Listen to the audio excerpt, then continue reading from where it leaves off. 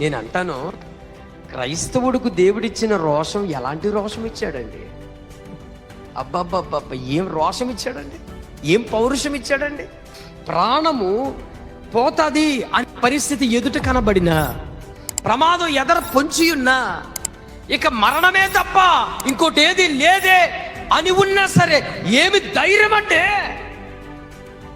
ఏమి ధైర్యం క్రైస్తవుడికి, ఏమి రోషం. ఈ కాలంలో పిచ్చి పిచ్చి వాటికి లోబడిపోతారు. పిచ్చి పిచ్చి వాటికి, పనికి మన్న వాటికి, పిచ్చి వాటికి, దరిద్రమైన వాటికి లోబడిపోతావు. అప్పులంటే భయపడిపోతావు, ఎవడన్నా ఏదన్నంటే భయపడిపోతావు. ఈ మధ్యన ఒక ఆయన అంటున్నాడు, నాతో ఏమంటున్నాడు తెలుసా? పాస్టర్ గారు, పలానా ఊర్లో మీరు సువార్తకి వెళ్తే మీ మీద తిరుగుబాటు చేశారంట కదా. అవునయ్యా, చేశారు. ఎందుకయ్యా? ఏ చర్చి, ఏ ఊర్లో ఏ చర్చి లేదో సువార్త అన్ని చోట్ల ప్రకటించబడుతుంది. ఆ ఊరు ఈ ఊరు వెళ్ళి ఆళ్ళతో ఈళ్ళతో అనిపించుకోవాల్సిన కర్మ ఎందుకో అన్నాడు.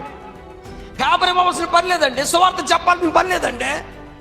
ప్రతి ఊర్లో చర్చి ఉంది కదా. నేను అన్నాను, చర్చిలో పాస్టర్ ఊరు బయట వాళ్ళకి చెప్తాడో చర్చిలో ఉన్న వాళ్ళకి చెప్తాడో చెప్పరా బాబు నువ్వు అన్నాను. సంఘం అంటే ఏంటి? సంఘంలో ఉన్న బిడ్డలను తను బలపరుచుకోవడానికి కోసం సంఘం.